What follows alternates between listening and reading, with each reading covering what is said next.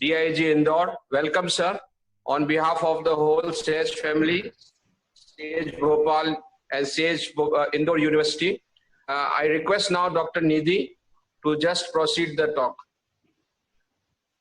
Thank you sir. आज हमें बहुत खुशी है इस बात की कि आज हमारे बीच श्री हरि नारायण चारी मिश्रा जी, DIG इंदौर, और आज के परिवेश में तो हम कहेंगे कि कोरोना वॉरियर, जिनके एबल गाइडेंस में इंदौर टीम फुल डेडिकेशन के साथ इस पैंडेमिक से लड़ रही है। तो मुझे बहुत खुशी है, आपके अत्यंत व्यस्त शेड्यूल के बाद भी आपने टाइम निकाला। I am very happy and I am very thankful to you. So before I request for your address, I would like to give a brief profile of illustrious career of Shri Hari Narayan Mishra ji. Shri Hari Narayan Chari Mishra ji is a Madhya Pradesh cadre 2003 batch IPS officer. He graduated from BHU, Varanasi. He is currently posted as Deputy Inspector General Indore. Earlier, he served as Superintendent of Police Gwalior, Jabalpur, Balaghat, Khandwa, ASP Indore, SDOP Mahu, and ADC to Governor of Madhya Pradesh.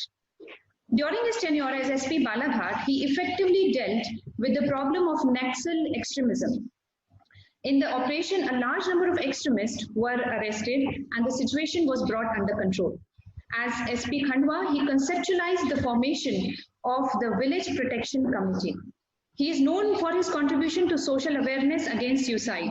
He has conceptualized the Sanjeevani, a platform to help the depressed people. Once in Indore, Mission Chakravyuh undertaken by him, which resulted in the capture of more than 150 anti-social elements in a single night. It was a historic occasion which set a prime example for the law and order that has been trademark of Indore. He also solved many blind murders and cases during his tenure. He is the recipient of Durgam Seva Padak 2010, awarded for his work in Naxal affected area, and Antrik Suraksha Padak 2010 for counter-insurgency operation by the government of Madhya Pradesh. DIG Mishra's name is recorded in the Limca Book of Record for administering an oath to over 1 lakh people to follow traffic rules in Gwalior when he was SP there. So we are very, very happy to have you here. तो अब मैं आपको आमंत्रित करूंगी, आप हमें हमारे students को, हमारे जितने भी पार्टिसिपेंट्स हैं, उनको एड्रेस करें। थैंक यू जी। नमस्कार।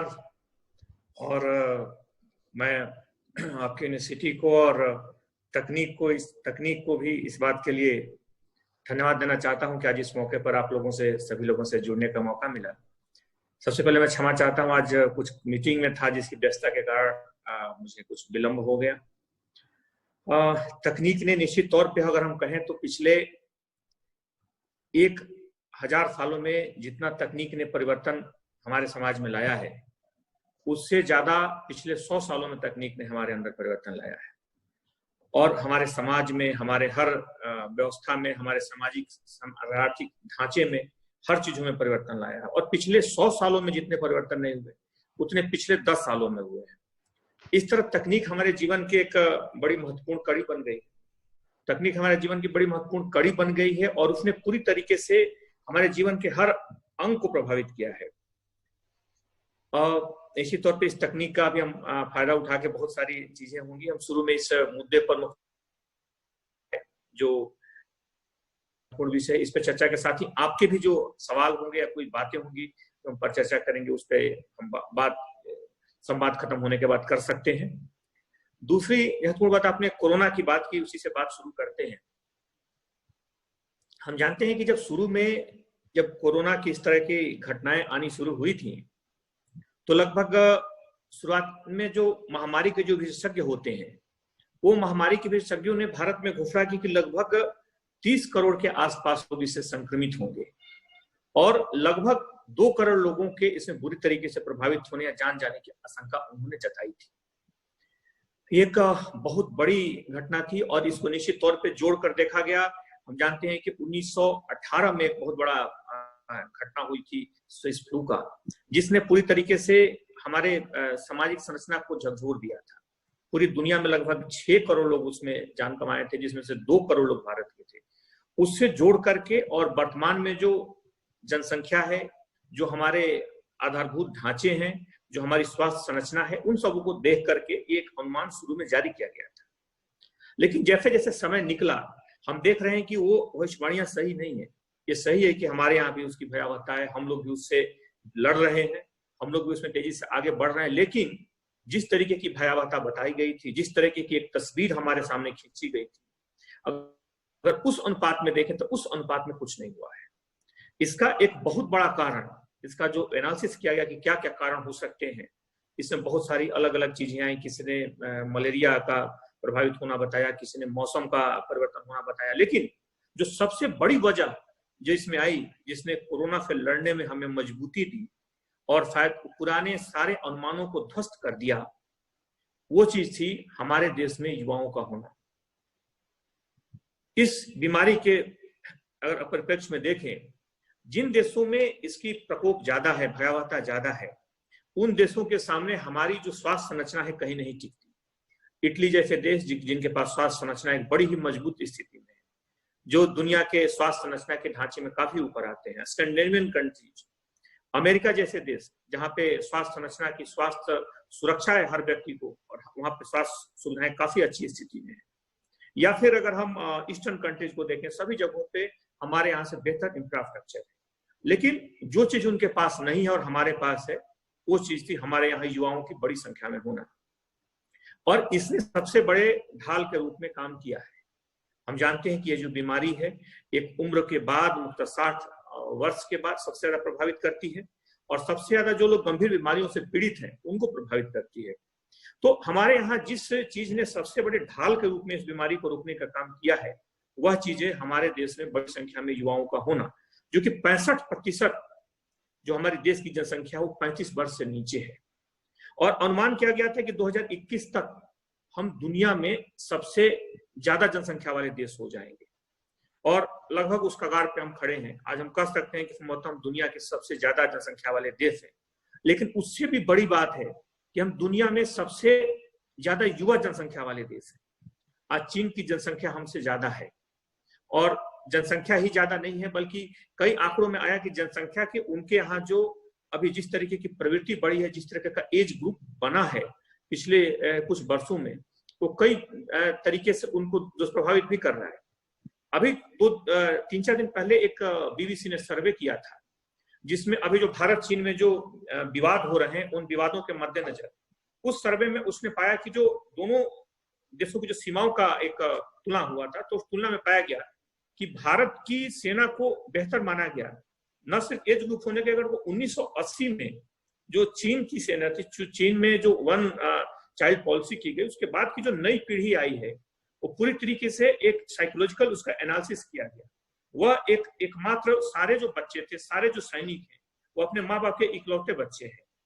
और एक माँ बाप का जब कोई इकलौता बच्चा होता है, वो फिर ज्यादा लाड़ प्यार से, और उसमें एक असुरक्षा की भावना भी होती है, न सिर्फ माँ बाप में बल्कि उन बच्चों में भी असुरक्षा की भावना होती है।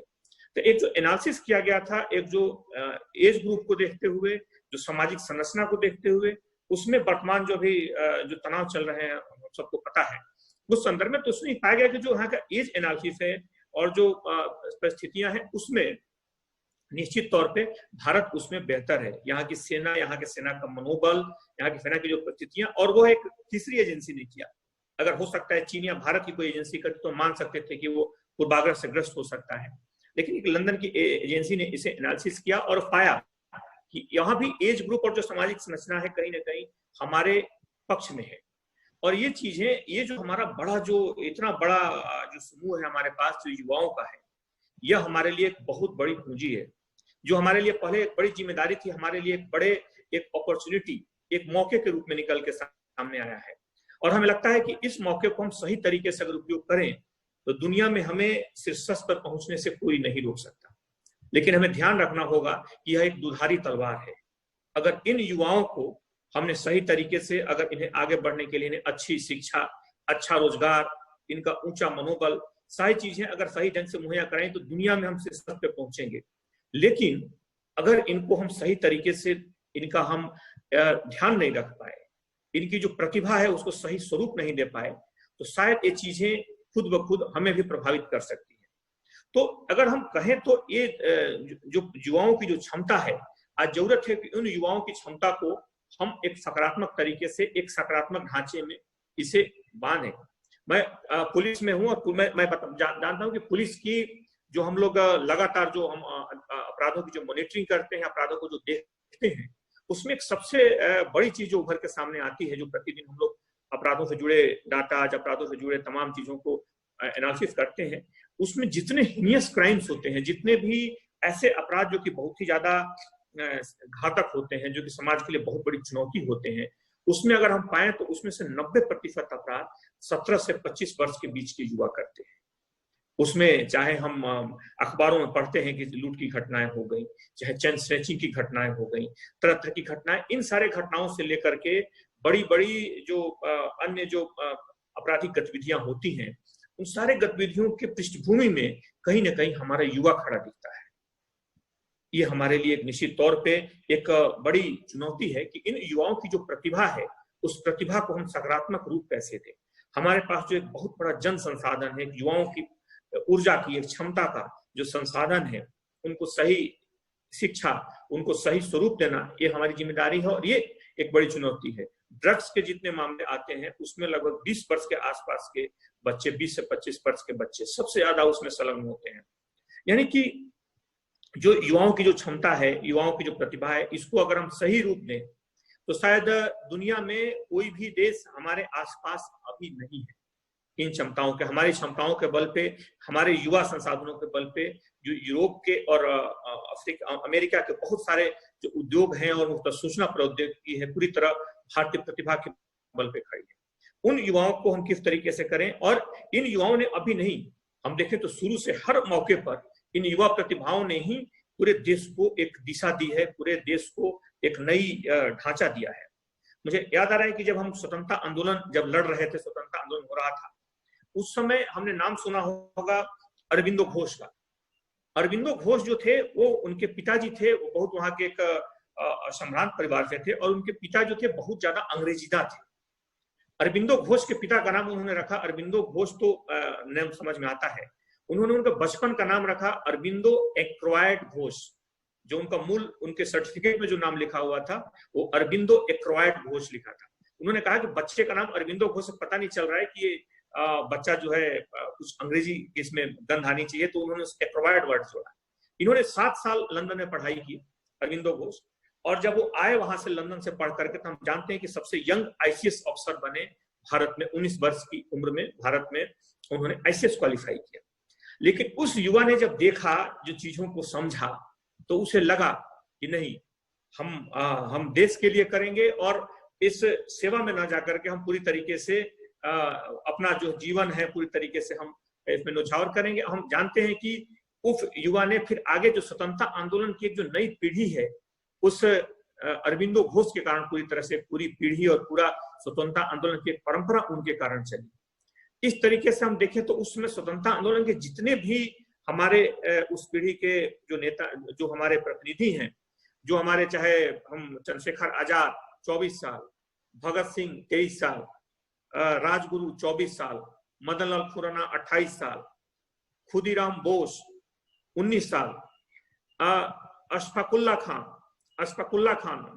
24 साल, अशफाकुल्ला खान, ये सारे लोगों ने इस उम्र में अपनी ऊर्जा को एक इस तरह सकारात्मक दिशा दी कि देश को हम कैसे उस तरह की चुनौतियों से बाहर निकालें। उस तरह की क्षमता की, उस तरह की ऊर्जा की हमें हमेशा जरूरत रहेगी कि अपने हम युवा प्रतिभाओं को लाएं। मुझे घटना याद हो रही है, शाहजहांपुर के जेल में अशफाकुल्ला खान, उस समय वहां पे उनको कैद किया गया था। उनकी माँ उनसे मिलने गई, उनको सजा सुना दी गई थी, फांसी की सजा, और उसमें उनकी माँ मिलने गई कि बेटा बताओ हम क्या क्या करना चाहिए, या उनसे बात करने के संदर्भ में उनसे अंतिम बात उन्होंने पूछी।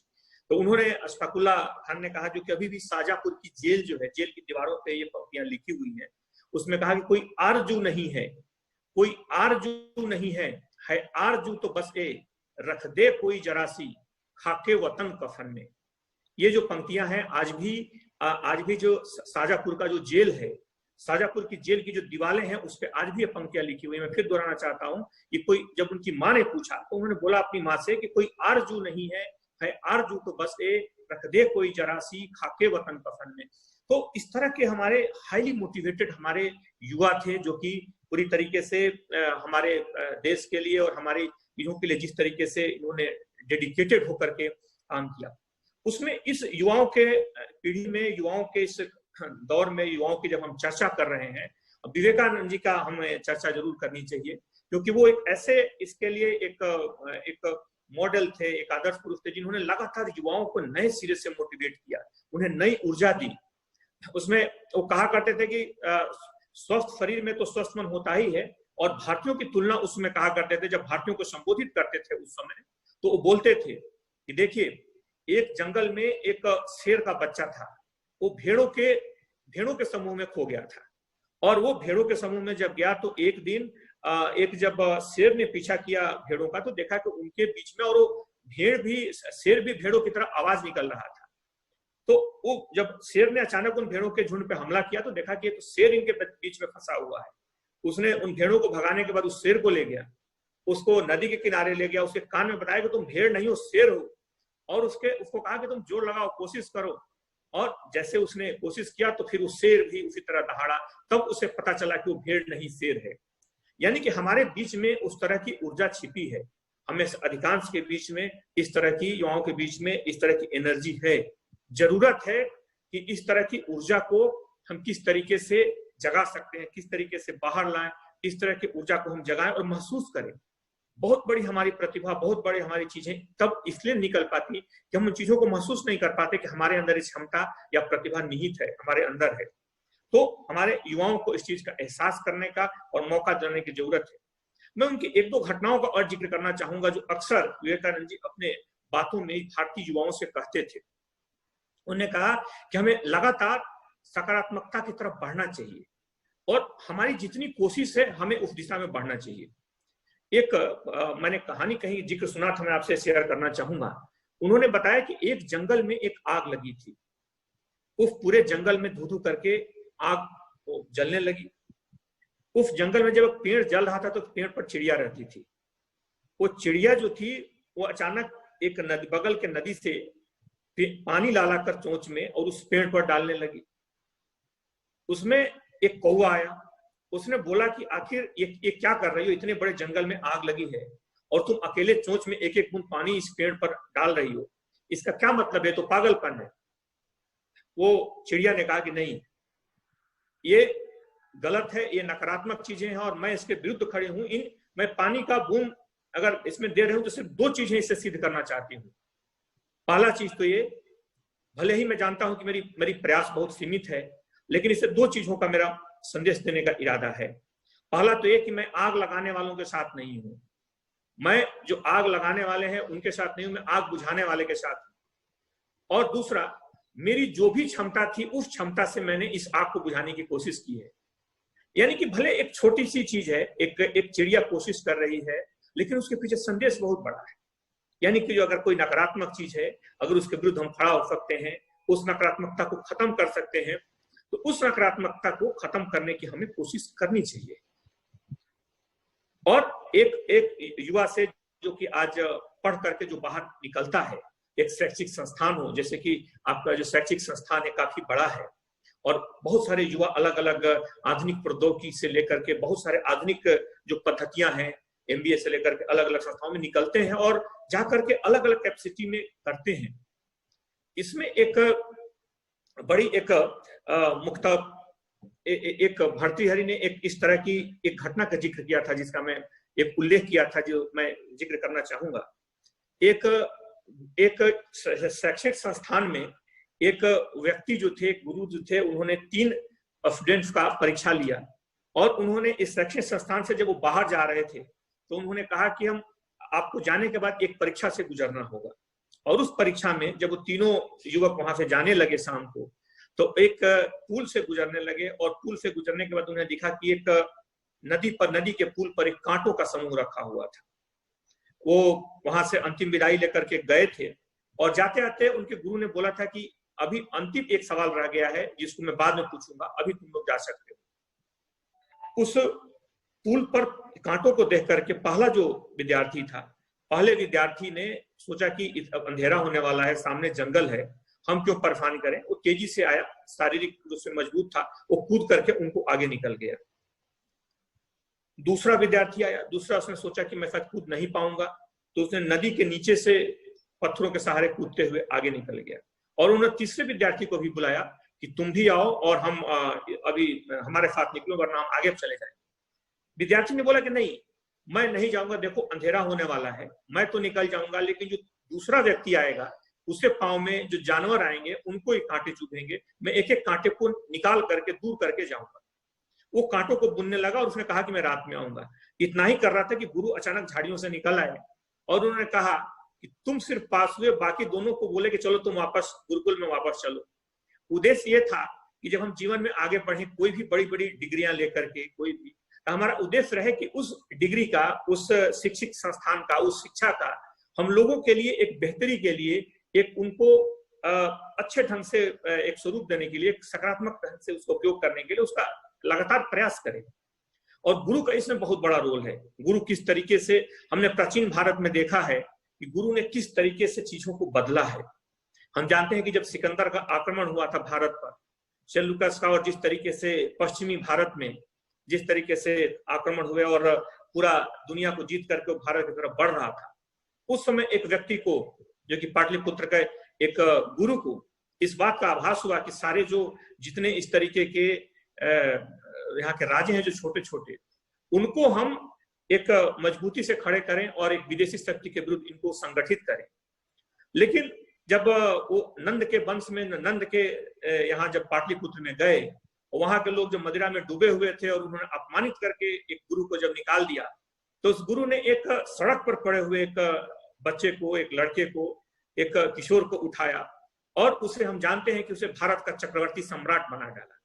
यानी कि गुरु में एक वो क्षमता होती है, अगर गुरु सही तरीके से, सही गुरु मिल जाए, सही तरीके से उसे देख रेख करने वाला, सही स्वरूप देने वाला, तो निश्चित तौर पे उसका कोई सानी नहीं है। वो एक जमीन से उठा करके किसी बच्चे को चक्रवर्ती सम्राट तक पहुंचा सकता है।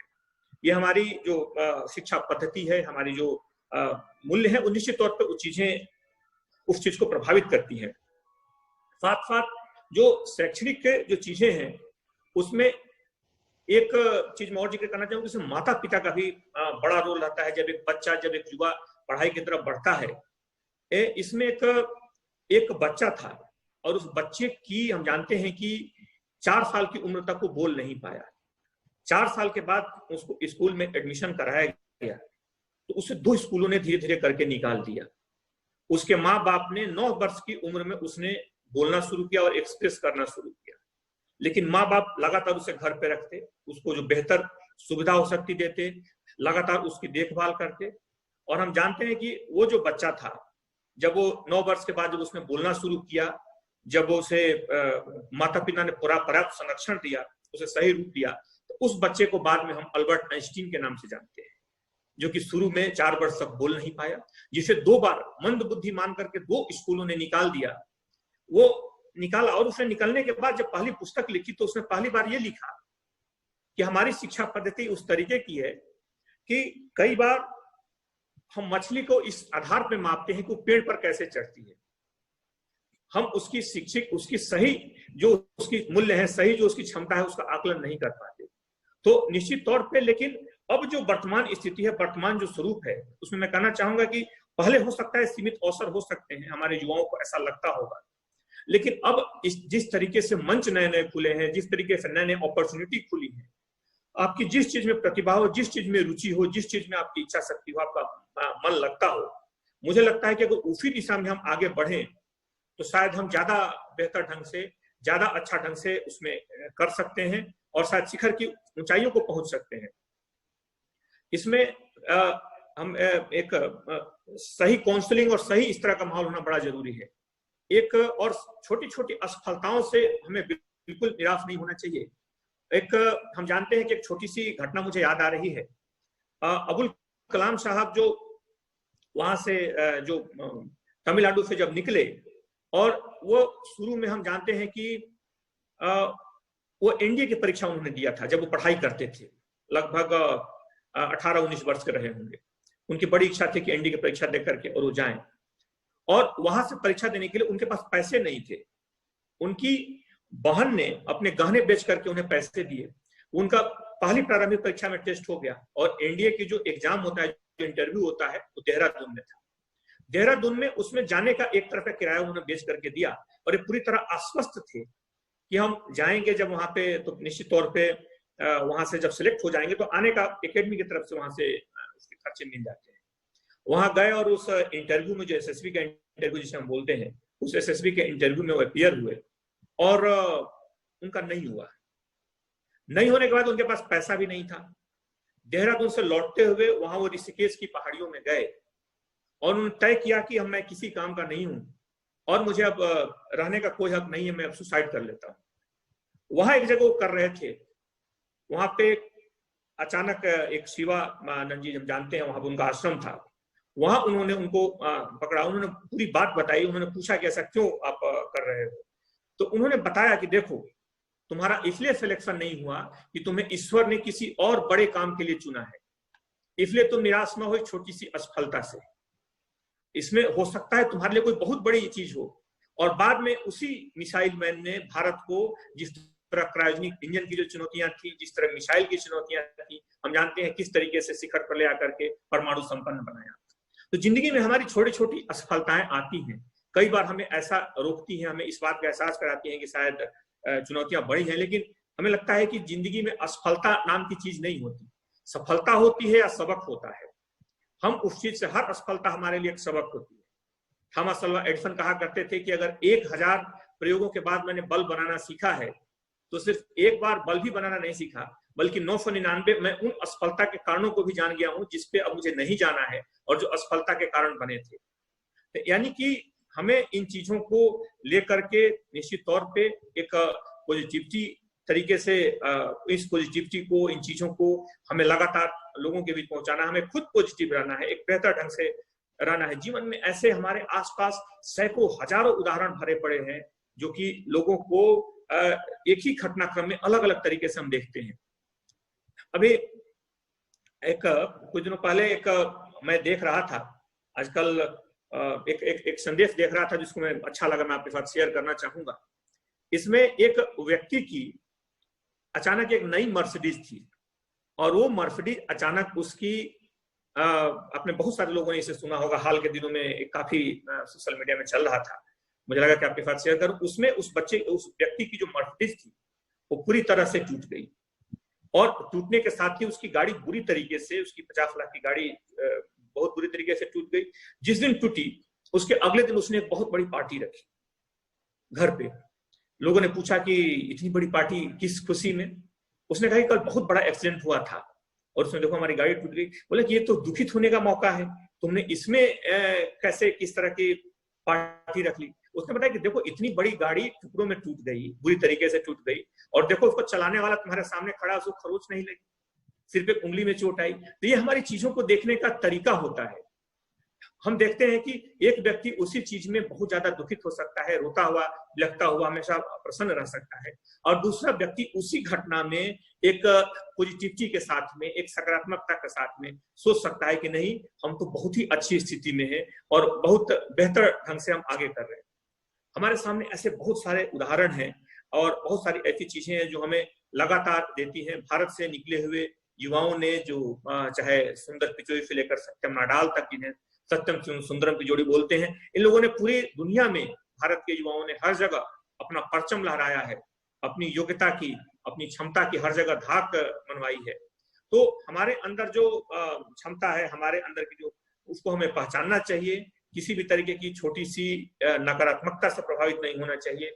ऐसे बहुत सारी घटनाएं हैं, बहुत सारी चीजें हैं जिसे फिर कभी मैं आपके साथ शेयर करूंगा, जो चीजें हमें लगातार एहसास दिलाती हैं कि हमें ईश्वर ने काफी क्षमता दिया है, हमारे अंदर अकूत ऊर्जा, अकूत इच्छा शक्ति भरी पड़ी है। उन चीजों को पहचान करके हमें सकारात्मक दिशा में बढ़ना है। एक व्यक्ति बहुत ज्यादा उदास था क्योंकि उसके पाँव में चप्पल नहीं थे, उसके पाँव में ठीक सही चप्पल थे, बहुत उदास था कि मैं कितना ईश्वर ने गरीब बनाया, हमें किसी काम का नहीं बनाया। जब वो घर से बाहर निकला तो उसने सामने से देखा कि एक व्यक्ति के पास पाँव ही नहीं, वो बैसाखी के सहारे चल के आ रहा था। तब उसे एहसास हुआ कि मैं कितना लकी हूँ। तो जो सुख और दुख है और इस तरह की जो चीजें हैं, बहुत हद तक हमारे बेंट ऑफ माइंड पे, हमारे सोचने की किस तरह की प्रवृत्ति है, उस पर निर्भर करती है। हमारा जीवन असीमित नहीं है। जो जीवन है उसको क्यों नहीं हम एक सकारात्मक तरीके से, एक बेहतर ढंग से जिए। हमारे अंदर जो युवा शक्ति है, युवा शक्ति एक दुनिया की सर्वश्रेष्ठ युवा शक्ति है, सर्वाधिक युवा शक्ति है। इस मामले में हम दुनिया में सर्वाधिक संसाधन संपन्न है, सर्वाधिक क्षमता से, प्रतिभा से युक्त है।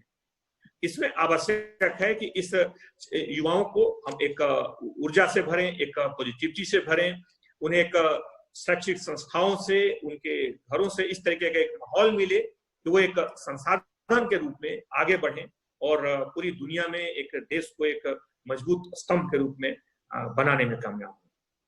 Thank you. अगर आप लोगों के कोई सवाल हो तो आप पूछ सकते हैं। Thank you sir. जी। एक क्वेश्चन है सर कि आप देश के टॉप पुलिस अफसरों में शुमार है, आपका नाम सर आई एम ऑडिबल? जी जी सुन रहा हूँ।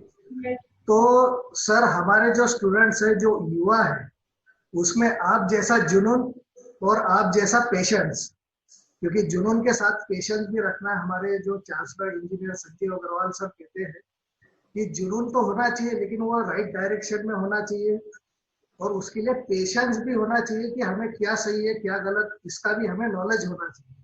तो इसके बारे में सर आप युवाओं को क्या कहना चाहेंगे? जुनून की बात सुन के मैं आपको थोड़ा सा एक छोटी सी एक कहानी सुनाना चाहता हूँ, एक छोटी सी घटना सुनाना चाहता हूँ जिससे लगेगा कि जुनून क्या कर सकता है। जी सर। एक कैरोली करके एक व्यक्ति था, हंगरी का था। वो 1925 के आसपास उसने ठाना कि मेरी जिंदगी की एकमात्र इच्छा है कि मैं ओलंपिक में शूटिंग में गोल्ड मेडल जीतूं। बिल्कुल राइट सर। और उसने लगातार उसने कोशिश शुरू की, और कोशिश करते करते उसने वो वहां की हंगरी की सेना में भर्ती हो गया। 10 वर्षों तक वो लगातार कोशिश करता रहा, और उसकी जो प्रतिभा थी, उसका जो प्रदर्शन था वो विश्व स्तर का हो गया। तो पूरी तरह आश्वस्त था कि इस बार ओलंपिक में गोल्ड मेडल जीतेगा। 1900 हम जानते हैं कि जब होने वाला था तो 1938 में, यानी कि ओलंपियाड 40 में होने वाले थे, उससे 2 साल पहले उसका दाहिना हाथ अचानक एक ग्रेनेड के विस्फोट में उड़ गया। एक व्यक्ति जो 10 साल से लगातार दिन रात सोच रहा हो, जो दिन रात कल्पना किए हुए हो, और उसके सपना 1 सेकंड में इस तरफ चकनाचूर हो जाए। अब कैरोली के पास मात्र 2 विकल्प थे। पहला विकल्प था कि वो या तो हार मान ले और बाकी जिंदगी वैसे ही कमरे में रोता बिलखता गंवा दे, या फिर दूसरा ऑप्शन था कि उसके पास एक दूसरा हाथ भी था, उस हाथ का इस्तेमाल करे। उसने कहा कि मैं दूसरा ऑप्शन चुनूंगा और मैं दोबारा फिर शुरुआत करता हूं। उसने बाएं हाथ से फिर अभ्यास शुरू किया, और 1 साल में पुनः वो विश्व स्तर का अपने को विश्व स्तर के एक शूटर बन गया। हम जानते हैं कि 1939 में विश्व युद्ध शुरू हो गया था, 40 के ओलंपिक रद्द हो गए थे। वो इंतजार करता रहा और लगातार अभ्यास करता रहा। 1944 तक लगातार अभ्यास किया, लेकिन 44 में भी हम जानते हैं कि जो ओलंपिक थे वो रद्द हो गए, क्योंकि 1945 तक विश्व युद्ध चलता रहा। 1948 में जो ओलंपिक थे उसने उस समय तक इंतजार किया। 1948 के ओलंपिक में वहां गया तो जो दूसरे जो साथी थे उसके, वो बड़ा हंसे भी और मजाक भी उड़ाए, क्योंकि जानते थे कि उम्र भी ज्यादा हो चुकी है, तक उम्र काफी हो चुकी थी। और फिर उसका दाहिना हाथ जो शूटिंग था, वो दाहिना हाथ बिल्कुल ठीक नहीं था, वो बिल्कुल उड़ चुका था। तो इसमें उसने कहा, और बाएं हाथ से इसने भाग लिया। और हम जानते हैं कि 1948 के ओलंपिक में शूटिंग में उसने 2 गोल्ड मेडल जीते, जो 50 मीटर जो पिस्टल फायरिंग होती है उसमें 2 गोल्ड मेडल जीते। और 1950 में 1952 का जो हेलसिंकी ओलंपिक था उसमें भी उसने फायरिंग में गोल्ड मेडल जीता था। ये व्यक्ति सिर्फ इसलिए कर पाया कि जुनून था उसके अंदर। और मुझे लगता है कि अगर हम इच्छा शक्ति, अगर अर्जुन को द्रोणाचार्य सिर्फ इसलिए महत्व देते थे जो कि बाकी जो लोग थे उनसे ईर्ष्या थे, क्योंकि अर्जुन में एक जिस तरीके का जुनून था और जिस तरीके की एक धैर्य था लेकर के, जिस तरह के अपने लक्ष्य को लेकर के, मुझे लगता है कि उस चीज ने उन्हें बाकी लोगों से आगे बनाया। तो हमारे युवा में निश्चित तौर पे बहुत सारे, क्योंकि बहुत सारे ऐसी प्रलोभन, बहुत सारी चीजें, आपको शॉर्टकट के रास्ते बहुत सारे इस समय मिलते हैं, और युवाओं को लगता भी है कि हम इसे करें। लेकिन अगर हमें किसी मंजिल तक पहुंचना है तो उस आउटलाइन को हमें तय करके निश्चित तौर पे जुनून के साथ ही उसमें आगे बढ़ना होगा। जी सर, सेम स्टोरी सर हमें कल ही सुनाई हमारे चांसलर सर ने जी मीटिंग में। अच्छा, नहीं, ये कहानी हमें याद आ गई, आपने चूंकि जुनून की बात की तो काफी बिल्कुल सर। जी सेकंड क्वेश्चन है सर कि अभी बच्चे 2-3 महीने से घर पे बैठे हैं, तो उन्हें कैसे मोटिवेट करें कि जो अभी लॉकडाउन खुलने के बाद एग्जाम्स है, तो क्या उनको प्रिकॉशंस लेनी है? सबसे बड़ी चीज मैं बताना चाहूंगा कि लॉकडाउन को मान रहे हैं कि लॉकडाउन एक हमारे लिए समस्या है। मैं आपको 2 चीजें बताना चाहूंगा। पूरे विश्व जो विज्ञान है, उस विज्ञान में जो कुछ बड़ी खोजें हुई हैं उनके बारे में बताना चाहता हूं। जो न्यूटन ने खोज किया था, न्यूटन ने सेब गिरने के बाद खोज की थी, मैं बताना चाहूंगा कि वो लॉकडाउन के दौरान खोज किया था उन्होंने। उस समय यूरोप में प्लेग फैला हुआ था जी, और प्लेग के दौरान लोगों को कहा गया था कि वो घरों के अंदर रहें और वो बाहर न निकले, उससे ज्यादा खतरा था। आपने जानते हैं कि यूरोप की लगभग 1/3 जनसंख्या उसमें खत्म हो गई जी। तो जिस तरह का लॉकडाउन आज है, उस तरह का लॉकडाउन उसमें यूरोप में भी लागू था ताकि प्लेग न फैले। और गैलीलियो ने जो किया था खोज, वो भी उसमें भी लॉकडाउन था। तो सबसे बड़ी चीज की हमारे पास अवसर हैं, हमारे पास मौके हैं, उसका हम उपयोग कैसे करते हैं ये बहुत मायने रखता है। और हम उसको पॉजिटिव तरीके से करें। क्या हम जितने तरीके से बेहतर सोच सकते हैं, जितने लोगों से, घर के लोगों से ही हम संवाद करें, अपने घर के बाकी लोगों से संवाद करें, हम अच्छे ढंग से एकाग्रचित होकर के सोचें। आजकल तो इतनी सारी तकनीक के कारण हम दुनिया से जुड़े हुए हैं घरों में बैठ करके, तो ये तो एक बेहतर मौका है अपनी ऊर्जा को अधिकतम उपयोग करने का। जब 17वीं और 16वीं शताब्दी में लोग इतने बड़े आविष्कार लॉकडाउन में कर सकते हैं, तो हमारे युवाओं को तो और भी बड़े आविष्कार करने चाहिए इसका उपयोग करके। और क्या प्रिकॉशंस लेनी चाहिए सर? अभी बाहर निकलेंगे बच्चे, मार्केट खुला है, इसमें मैं 2 चीजें बताना चाहूंगा। देखिए, अभी लॉकडाउन समाप्त हुआ है, कोरोना समाप्त नहीं हुआ है, और हमें कुछ चीजों को, ये जो लॉकडाउन था हम मान सकते हैं कि ये तैयारी का चरण था। एक इसको कैसे लड़ेंगे उसकी तैयारी का हिस्सा था। जैसे कि इसमें हमें जो चीजें बताई गई हैं, जैसे कि मास्क की बात की जाती है, जैसे कि सैनिटाइजर की बात की जाती है, जैसे सोशल डिस्टेंसिंग की बात की जाती है, ये चीजें शायद आने वाले अगले कुछ समय तक, सालों तक, हो सकता है 1 साल तक हमें आगे इन चीजों को फॉलो करना पड़ेगा, हमें जानता है। लेकिन इसमें सबसे जो महत्वपूर्ण चीजें हैं, जो ध्यान रखने जो चीजें हैं, इसमें हमें अपना जो हमारा जो प्रतिरोधक क्षमता है, जो इम्यून सिस्टम है, उसको मजबूत करना होगा। सबसे जो इतने सारे यहाँ पर हम लोग बहुत सारे जो केसेस देखे हैं, बहुत सारे अलग अलग जगहों पे गए हैं, लोगों से मिले हैं हम लोग, हजारों लोगों से, सैकड़ों लोगों से प्रतिदिन मिलना होता है। जो चीज समझ में आई कि इम्यून सिस्टम को काफी मजबूत रखना चाहिए। विटामिन सी से जुड़ी जो चीजें हैं, उससे जुड़े फल खाएं, या कुछ नहीं तो विटामिन सी की गोलियां खाएं। मुख्य तौर पे अल्कलाइन फूड का उपयोग करें। अल्कलाइन फूड हो सकते हैं जो हरी साग सब्जियां, पिछले दिनों कई बार हरी साग सब्जियां कुछ कारणों से उपलब्ध नहीं हो पा रही थी, लेकिन अब चूंकि आज से लॉकडाउन शुरू हो रहा है, तो निश्चित तौर पे इसमें वो सारी चीजें वो उपलब्ध होगी, उनका सेवन करें, गर्म पानी का सेवन करें। और जो सोशल डिस्टेंसिंग के नॉर्म्स हैं, जैसे कि हम जानते हैं कि सिर्फ नाक और मुंह के अलावा आंख से 1-2% संभावना रहती है, बाकी नाक और मुंह को संरक्षित करना है। हर आदमी जाने अनजाने 1 मिनट में 20 से 22 बार नाक और मुंह को छू लेता है, जो हमारी आदतें होती हैं। तो हम अगर मास्क पहने रहेंगे तो कम से कम वहां तक हमारा हाथ नहीं पहुंच पाएगा। अगर कहेंगे तो हम उस हाथों को इसको ये करें, बिल्कुल बुरी तरीके से उनको अलग रखने की आदत डालें। इनको खाने, तो इन सारी चीजों को रखेंगे तो मुझे लगता है कि ये सारी चीजें बेहतर रहेंगी और हम पूरी तरह सुरक्षित रहेंगे। जी सर, एक पर्सनल सवाल था जी, कि आपका यह 2nd या 3rd टर्म है सर इंदौर में, तो हम तो आपके फैन है ही सर, क्या आपको भी लगा होगा इंदौर से?